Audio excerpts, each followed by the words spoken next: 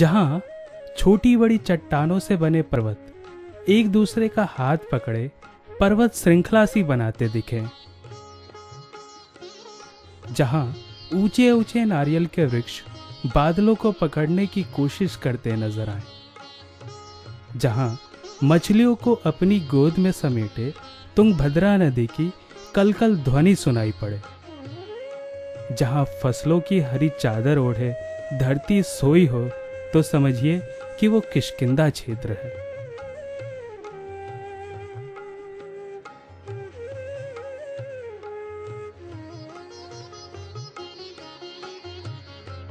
वही किष्किंधा जहां श्री राम हनुमान जी से पहली बार मिले थे।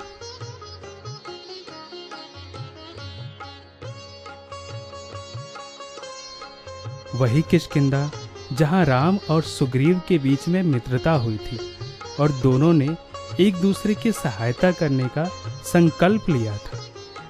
वही किष्किंधा जहां बाली का वध करके राम लोगों की आलोचना का पात्र बने थे।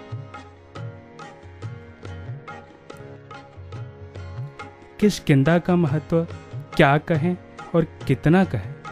रामायण के एक भाग का नाम जिस जगह के नाम पर कर दिया गया हो उसका महत्व तो वैसे ही घोषित हो जाता है।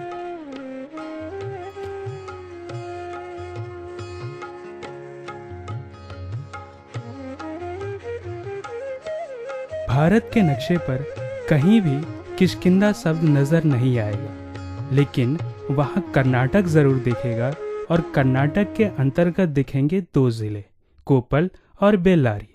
यही है किष्किंधा। किष्किंधा अब इन स्थानों का औपचारिक नाम नहीं रह गया है, इसलिए यह नाम नक्शे से गायब है, लेकिन लोगों की जुबान पर जरूर जिंदा है। किष्किंधा क्षेत्र लगभग 60 किलोमीटर के दायरे में फैला हुआ है। इसका 70% भाग कोप्पल और 30% हिस्सा बेल्लारी जिले में आता है। किष्किंधा में पहाड़ियों के बीच कई छोटे बड़े गांव बसे हुए हैं। इनमें रहने वाले लोगों का मुख्य व्यवसाय खेती है। खेती के अलावा ये नारियल और उससे बनने वाले खाद्य पदार्थ बनाने का भी काम करते हैं। किष्किंधा के निकट विजयनगर साम्राज्य के अवशेष मौजूद हैं। भारी संख्या में विदेशी पर्यटक इन्हें देखने के लिए आते हैं।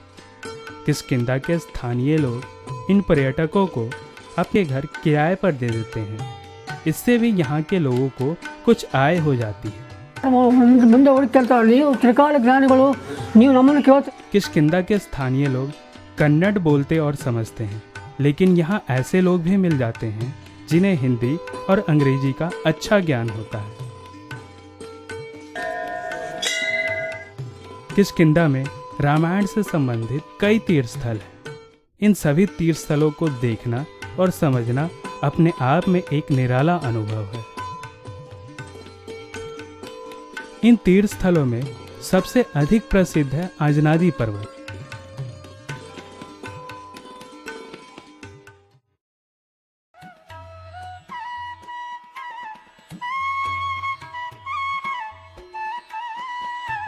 आजनादी पर्वत यह हनुमान जी की जन्मस्थली है। पुराणों के अनुसार वानर राज केसरी की पत्नी अंजनी एक योग्य पुत्र चाहती थी, इसलिए उन्होंने भगवान शंकर को प्रसन्न करने के लिए तपस्या की। तपस्या के लिए उन्होंने जिस स्थान का चुनाव किया था वो यही पर्वत था। उनकी तपस्या से प्रसन्न होकर भगवान शंकर स्वयं उनके पुत्र हनुमान के रूप में प्रकट हुए थे।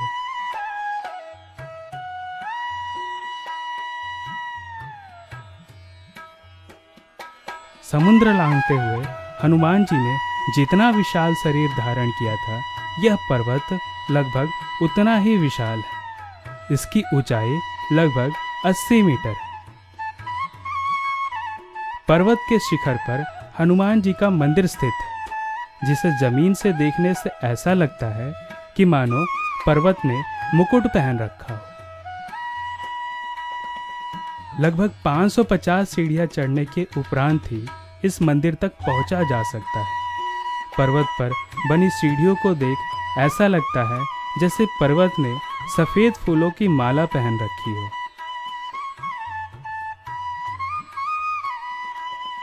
किष्किंधा की वर्तमान स्थिति से उत्तर भारत के जो थोड़े बहुत लोग परिचित हैं, वो यहाँ हनुमान जी के दर्शन करने के लिए अक्सर आते हैं।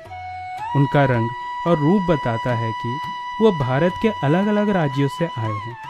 एक दूसरे से बिल्कुल जुदा होते हुए भी उनका एक तीर्थ स्थल पर एकत्रित होना बताता है कि धर्म भारत को एक रखने में कितनी महत्वपूर्ण भूमिका निभाता है।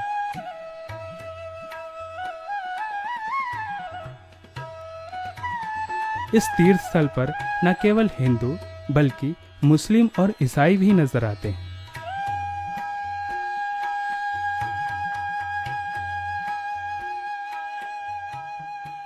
I'm a tourist. Two things. Okay. Really many things. The best thing we can learn from India is the spirituality. भजन, कीर्तन और भगवान के नाम का उच्चारण करते हुए श्रद्धालु सीढ़ियां चढ़ते हैं ताकि उन्हें थकान का एहसास ना हो।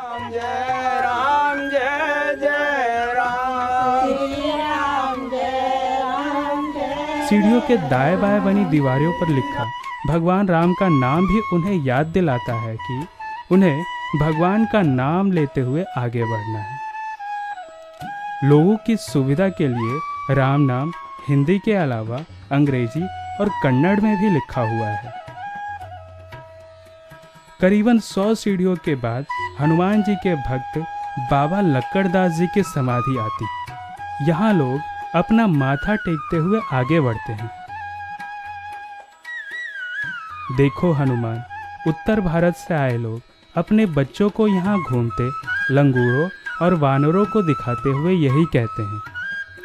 उत्तर भारत में वानरों और लंगूरों के लिए हनुमान शब्द का प्रयोग आम है। सीढ़ियां चढ़ते हुए आधे घंटे में लोग पर्वत की सबसे ऊंची चोटी पर पहुंच जाते हैं जहां मंदिर स्थित है।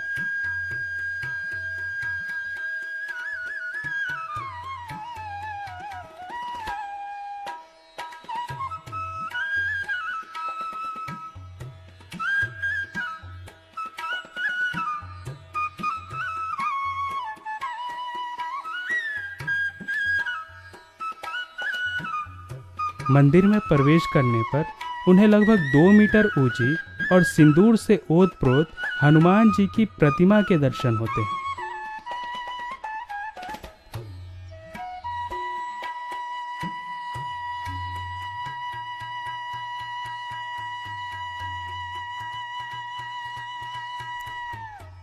मंदिर में 3 कक्ष हैं। एक कक्ष में हनुमान जी विराजमान हैं, दूसरे कक्ष में राम, लक्ष्मण और सीता जी की प्रतिमाएं हैं। इस कक्ष में 24 घंटे रामचरितमानस का पाठ, सुंदरकांड का पाठ या हरि नाम संकीर्तन चलता रहता है।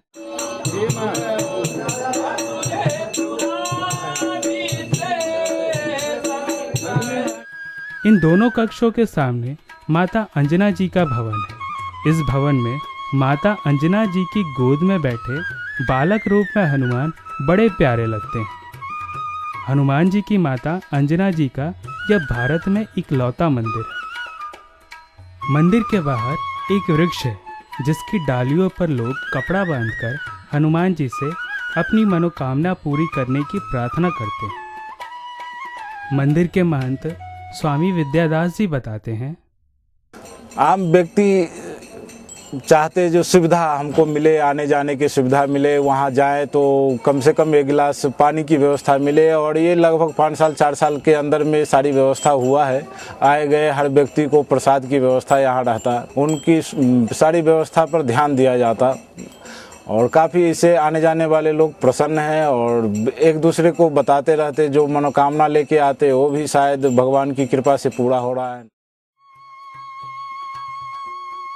इस पर्वत की चोटी से जब श्रद्धालुओं की नज़र नीचे जाती है तो बड़े बड़े नारियल के वृक्ष नारियल के फल के समान छोटे दिखाई पड़ते हैं।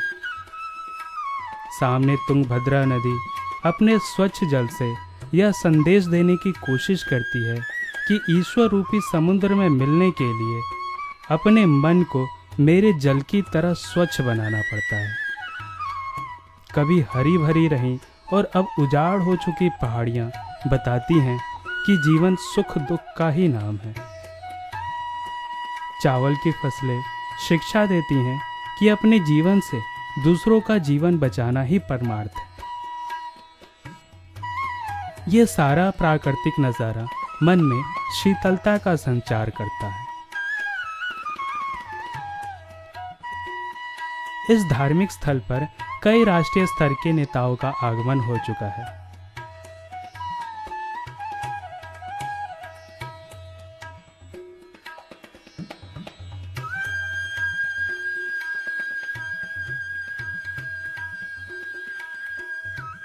मैं समझता हूँ कि स्थान के आसपास के क्षेत्र में सौंदर्यीकरण के आधार पर न सोचते हुए संस्कृतिकरण का आधार सोचा जाना चाहिए और इसमें यहाँ जमीन, जल, जंगल, जानवर इन सब की ठीक बहुतायत कैसे अनुपात बढ़े, ये नंगे पहाड़ जो आसपास दिखते हैं वो हरे भरे कैसे हों और यहाँ की ये नदी सदा नीरा प्रवहमान कैसे बच जाए, इसकी चिंता करना मेरे ख्याल से ज़्यादा ज़रूरी है, ऐसा मैं मानता हूँ।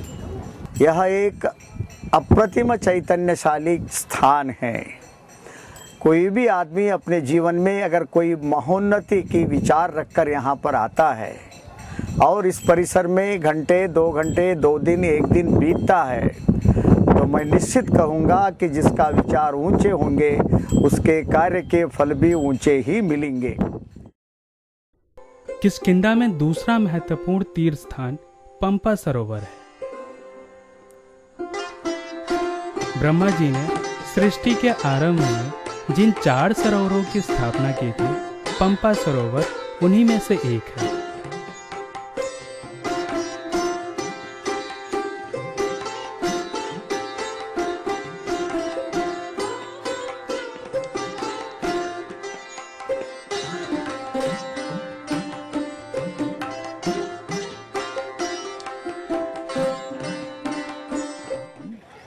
मैं रामदास महाराज जी का भगत हूँ।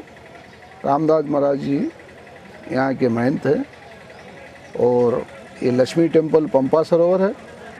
ये वर्मा जी का 60 रचाए 4 सरोवर में से एक सरोवर है जहाँ स्नान करके अपने पूरे पाप दूर हो जाते हैं। एक मान सरोवर चेन्नई में आता है, बिंदु सरोवर नारायण सरोवर गुजरात में आता है, ये कर्नाटक आनागुंदी से यहाँ से बाजू में है, ये पंपा सरोवर है। ये पंपा सरोवर में जो भी स्नान करने को आता है और इसके दर्शन करता है इसको मोक्ष मिल जाता है। पंपा सरोवर का उल्लेख रामायण में भी आया। सबरी की इस सलाह पर कि सीता का पता लगाने में सुग्रीव आपकी मदद करेंगे, भगवान राम सुग्रीव को खोजते हुए पंपा सरोवर तक आए थे। इस सरोवर में उन्होंने स्नान भी किया था।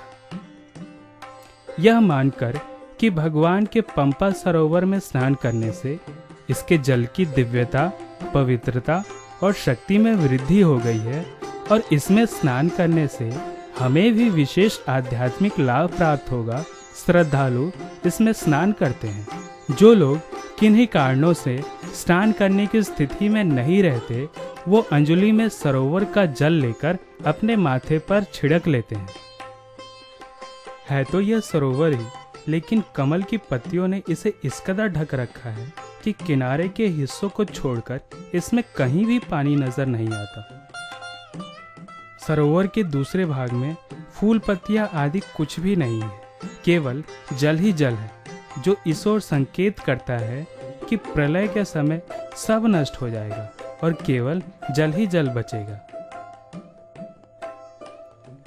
पंपा सरोवर के तीर पर लक्ष्मी जी का मंदिर है। पंपा सरोवर के दर्शन करने के बाद लोग लक्ष्मी जी के दर्शन करते हैं।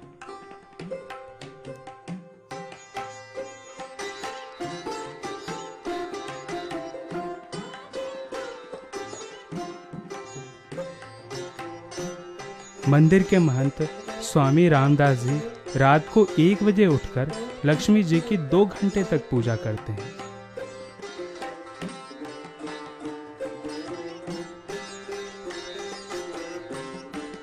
लक्ष्मी जी के मंदिर के पीछे सबरी जी का आश्रम है। जहाँ लक्ष्मी जी का मंदिर सजावट की एक आदर्श अवस्था को प्राप्त है, वहीं सबरी जी का आश्रम सादगी की एक अनूठी मिसाल है।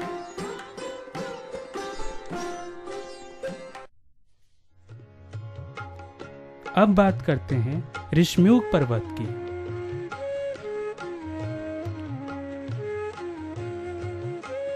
शांत मुद्रा में स्थित ऋष्यमुख पर्वत तक पहुंचने के लिए उसके सामने से गुजरती तुंगभद्रा नदी के शोर को पार करना पड़ता है। नदी पार करने के लिए सरकार ने कोई औपचारिक पुल नहीं बनाया है, लेकिन स्थानीय लोगों ने पत्थर के खंभों को लिटाकर एक अनौपचारिक पुल का निर्माण कर दिया है। इस पर्वत का नाम ऋष्यमुख ही क्यों पड़ा, यह जानना कम रुचिकर नहीं है। कहा जाता है कि यहाँ रहने वाले अधिकतर ऋषि मूक रहकर यानी मौन धारण करके साधना करते थे, इसलिए इसका नाम ऋष्यमुख पड़ गया। अपने नाम के अनुरूप आज भी यहाँ मौन छाया रहता है। किष्किंधा के अन्य पर्वतों के मुकाबले यह पर्वत थोड़ा हरा भरा है। नीम, पीपल, कीकड़ आदि कई वृक्ष यहाँ देखने को मिलते हैं।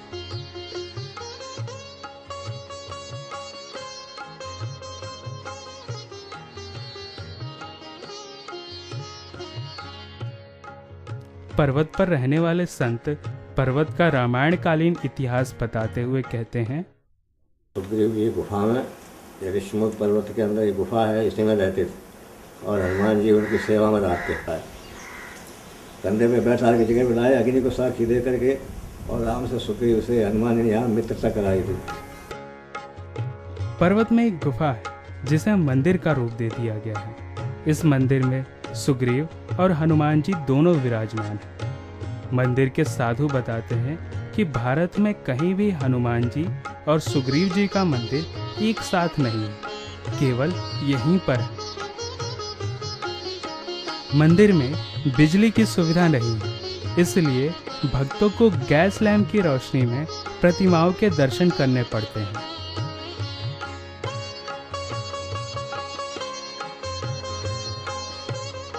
तुंगभद्रा नदी पर्वत को 3 तरफ से घेरे हुए है।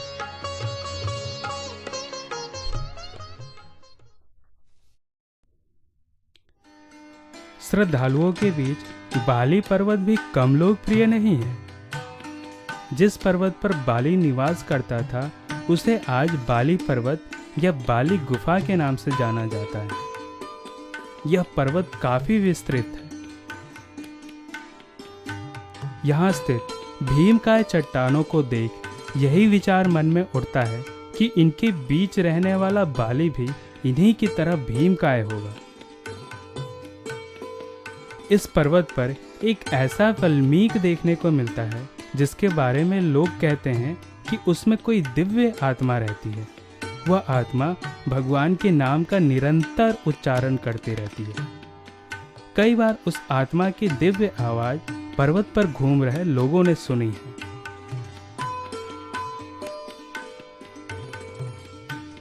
बाली पर्वत पर एक किले का अवशेष मिलता है। किले के अवशेष के पास राजाओं की समाधियां मिलती हैं। किले का अवशेष और समाधियां इस बात को प्रमाणित करती हैं कि इस पर्वत का उपयोग मध्ययुगीन राजाओं ने अपने निवास स्थान के रूप में किया था। बाली पर्वत के नजदीक दुर्गा मंदिर है। कहा जाता है कि बाली रोज सूर्योदय से पहले इस मंदिर में आकर दुर्गा जी की पूजा किया करता था।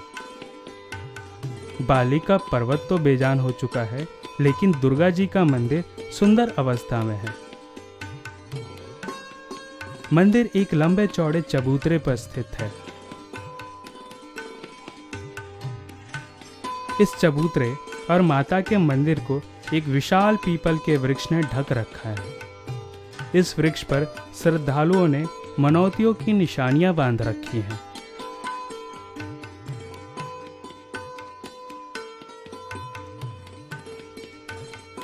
मंदिर से दिव्य ऊर्जा निकलती है जो यहाँ आने वाले भक्तों को महसूस होती है।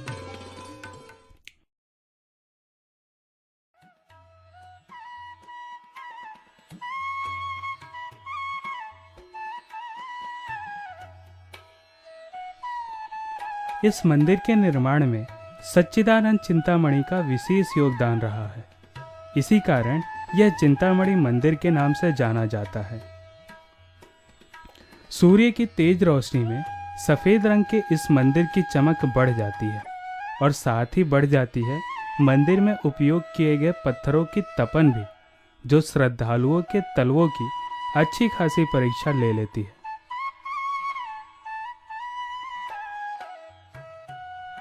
मंदिर में एक शिवलिंग स्थापित है।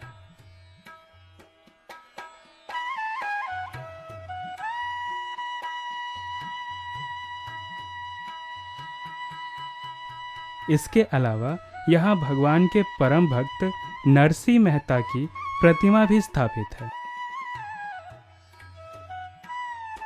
शिवलिंग और नरसिंह मेहता के दर्शन के पश्चात लोग मंदिर के उस स्थान पर जाते हैं जिसके बारे में यह मान्यता है कि यहीं से राम ने बाली पर तीर चलाया था। उस समय भगवान राम के साथ लक्ष्मण और हनुमान जी भी मौजूद थे।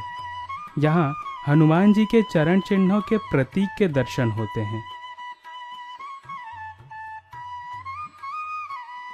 इसके ठीक पास तीर और धनुष का चित्र भी बना दिया गया है ताकि लोगों को रामायण से संबंधित यह स्थान पहचानने में कठिनाई ना आए।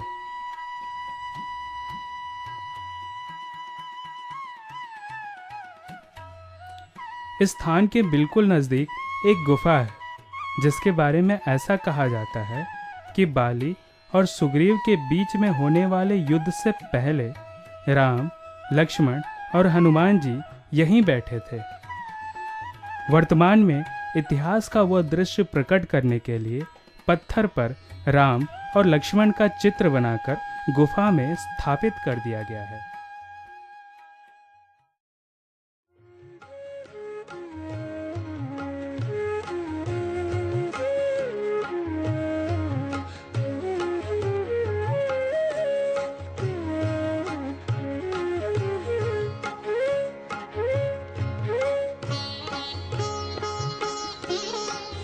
दक्षिण भारत के मंदिर अपनी नक्काशियों के लिए जाने जाते हैं। माल्यवंत रघुनाथ मंदिर इस बात का अपवाद नहीं है।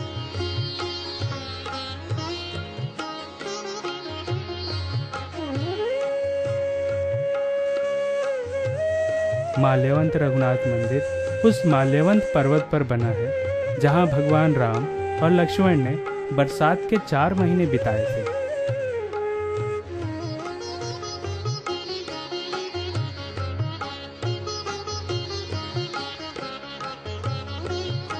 मंदिर के मुख्य भवन में राम, लक्ष्मण और सीता जी की मूर्तियां विराजमान हैं।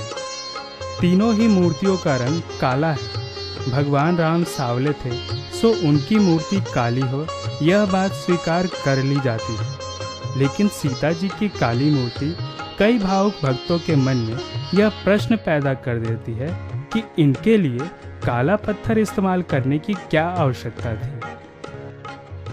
राम जी यहीं पे चतुर्मासा के, और यहाँ पे राम जी बैठ के ध्यान कर रहे हैं, ध्यान मुद्रा में। ऐसा कहीं नहीं मिलेगा। कहीं भी आप देखेंगे तो राम जी के हाथ में धनुष बाण रहता है।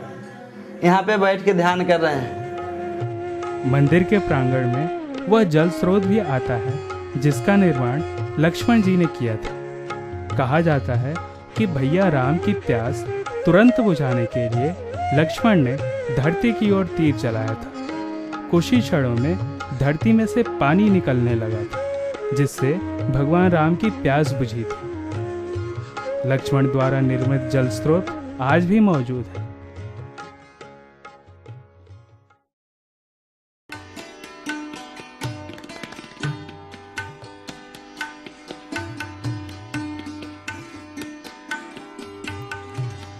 मधुवन में वन कहीं नजर नहीं आता।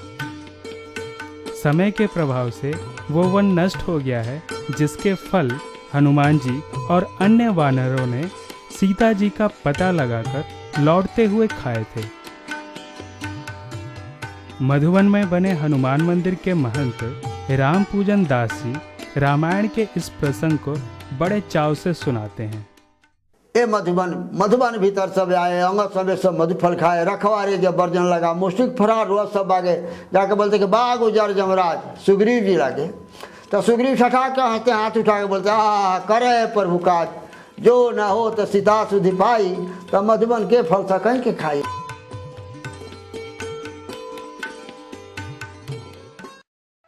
किष्किंधा में रामायण से संबंधित तीर्थ स्थलों के अलावा और भी कई तीर्थ स्थल हैं। इनमें से एक है नव वृंदावन। नव वृंदावन की ओर जाने के लिए नाव का सहारा लेना पड़ता है। करीबन 10 मिनट नाव में बैठकर तुंगभद्रा नदी को पार करते हुए श्रद्धालु नव वृंदावन पहुंचते हैं। नव वृंदावन वह स्थान है जहां श्री पद्मनाभ तीर्थ जी और उनके 8 शिष्यों की समाधियां हैं। श्री पद्मनाभ तीर्थ जी द्वैत सिद्धांत के संस्थापक श्री मध्वाचार्य के प्रत्यक्ष शिष्य थे।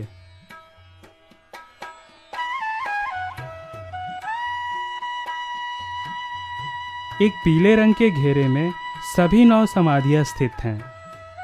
सामान्यतः इस घेरे से बाहर रहकर ही तीर्थयात्री इन समाधियों के दर्शन करते हैं। इस पीले रंग के घेरे के निकट जाने के लिए भी पुरुषों को कमीज उतारनी पड़ती है।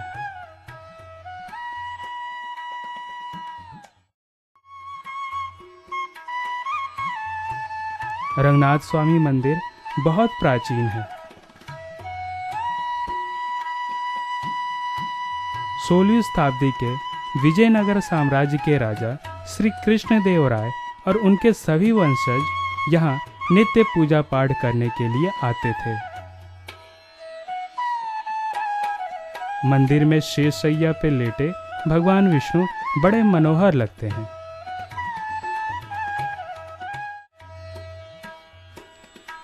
करीबन 100 फीट ऊंचाई पर स्थित श्री गवी रंगनाथ मंदिर में विष्णु भगवान की स्वयंभू मूर्ति है।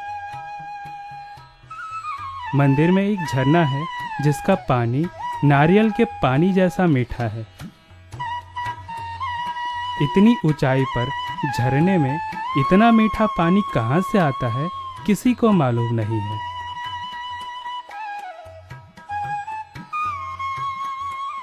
किष्किंधा के निकट विजयनगर साम्राज्य के अवशेष आज भी मौजूद हैं, जो हम्पी के नाम से जाने जाते हैं।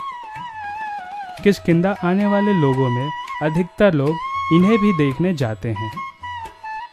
तीर्थस्थल के रूप में किष्किंधा एक आदर्श जगह है। कर्नाटक के कोपल और बेल्लारी, जहां किष्किंधा स्थित है, ये दोनों जिले भारतीय रेल से जुड़े हुए हैं। इन स्टेशनों पर उतरकर किष्किंधा के निकट स्थित गंगावती टाउन में यात्री ठहर सकते हैं। श्रद्धालु गंगावती से निजी वाहन या सार्वजनिक वाहन की मदद से किष्किंधा घूम फिर सकते हैं। यहाँ से गाड़ी से किष्किंधा का रास्ता 20 से 25 मिनट का है।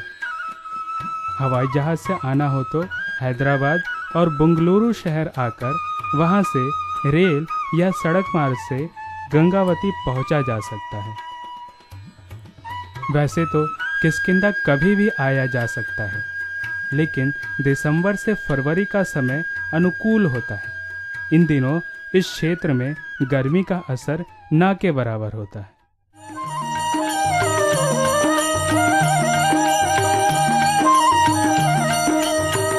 आरती की जय हनुमान लला की, आरती की जय हनुमान लला की, आरती की जय हनुमान लला की, आरती की जय हनुमान लला की।